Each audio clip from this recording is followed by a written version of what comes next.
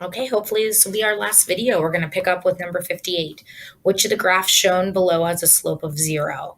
So we know it isn't C and we know it isn't D because those obviously have a rise and a run. We have a positive slope on C and we have a negative slope on A. I'm sorry, that's D. So what we mean by slope of 0, we have rise over run. So we want to know, when does that equal 0? So if I have a number divided by 0, that is undefined. And when I have 0 divided by a number, that is what's equal to 0. So this would be having a number where we're rising and then running 0, or this is having no rise and having a number on the run. Run meaning we're going side to side, and rise meaning we're going up and down. So this is what we're looking for. There's no rise, but we're still running. And that would be graph B. 0 slope is a horizontal line. Okay. 59. The graph below shows the growth of a plant. Based on the graph, finish the following sentence stem about the meaning of slope. Based on the graph, the plant grows blank every week. So if I go to 1 week, I'm looking for the height.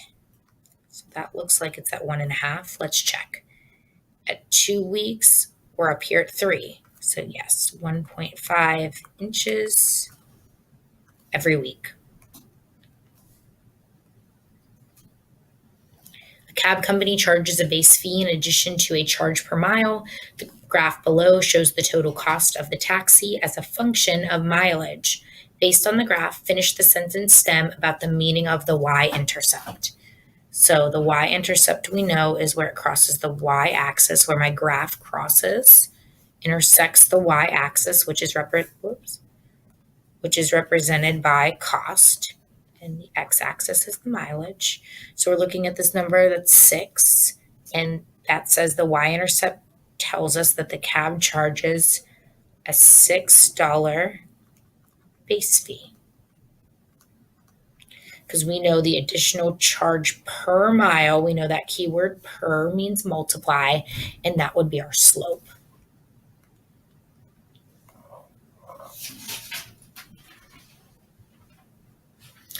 Okay, 61. The graph the function h shows h shown below was obtained from the graph of the function g using a transformation, which equation can be used to describe h of x in terms of g of x. So h of x is this top, and g of x is this dotted line in the bottom. So we're asking, how did the graph go from g to h? And you can tell from the arrow that this graph is going up. So we're going to eliminate B and we're going to eliminate D because those have negatives in it. So like we talked about in a previous problem, y is the same thing as f of x. So when we have a number inside of the parentheses, this is moving us side to side with the x. And when we have a number on the outside of our parentheses, this is moving us up and down. So we would pick C because we're obviously moving 5 units up. Okay. 62. At a pancake breakfast, children are served 2 pancakes and adults are served 5 pancakes. Together, they can be served at most 117 pancakes, the total number made by the chef. Write an inequality to represent the pancakes that can be served at the pancake breakfast. So this problem is kind of missing a keyword that might tell you what operation to use, and it would be 2 pancakes each. And adults are served 5 pancakes each. So we have children that are getting 2 pancakes each and adults that are getting 5 pancakes each, and it says together. And at most 117 means the most we can make is 117. You can't go over 117, but you can be at 117. So we're going to put less than or equal to, because we can actually sell and make 117, or we can sell less and have some left over, but we wouldn't be able to go over 117. Okay, this is going quickly at the end. Okay, based on the graph, which statements about the function are true? So one thing that you have to notice is that these are open circles. They're not closed in circles, they're open circles. So I'm going to eliminate A because it says greater than or equal to and less than or equal to, and those are closed circles. So same thing with D. It has greater than or equal to and less than or equal to, and that would have to be a closed circle. So it couldn't be A and it can't be D. Okay, let's look at this B. Range. Range is asking for the Y values. So how low does it go and how high does it go? And this is saying that we have to be greater than 1 and less than 5. So is my graph greater than 1 and less than 5? Absolutely.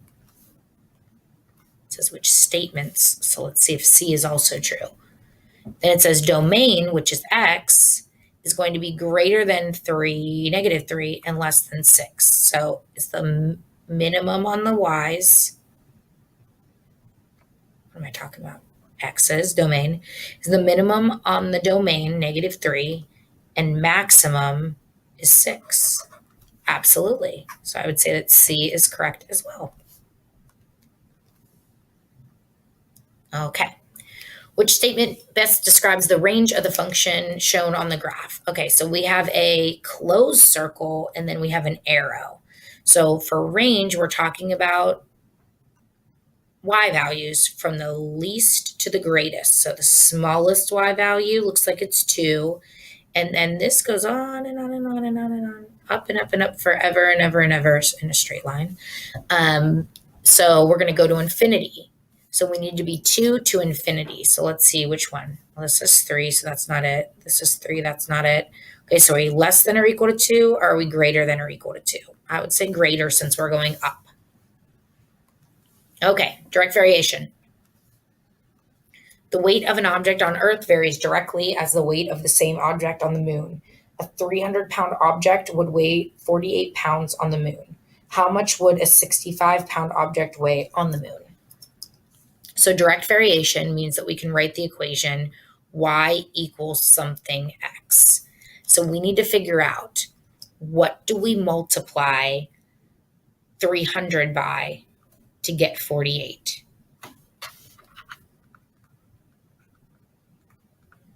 Let's see. I know my fraction has to be written this way because I'm getting smaller. So on the Earth, if you weigh 300 pounds, you're only going to weigh 48 on the moon. So then I know that this has to be a number smaller than 1 rather than bigger than 1 because I have to shrink. Okay, so let's reduce this fraction. 48 divided by 300, they're both divisible by 2. Still both divisible by 2. Now divisible by 3. Okay.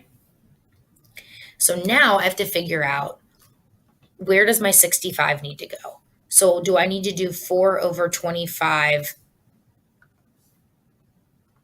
times 65? Oh my gosh, why is this writing like this? Or do I have to do 65 is equal to 4 over 25 times x? Which one's which? So remember, this says, how much would a 65-pound object weigh on the moon? So I know it's going to be smaller. And what happens when you multiply by a fraction? It makes you smaller. So if I were to use this bottom equation to get rid of 4 over 25, I would multiply by 25 over 4. And multiplying 65 by 25 over 4 is going to make it bigger. That's not what I want to do. I want to make it smaller. So now I need to figure out this part. 4 times 65 divided by 25. So we're just going to multiply 4 times 65 and divide by 25. So 4 times 65 divided by 25 gives me 10.4. So 10.4 pounds. All right, you're all done. Good luck on your exam.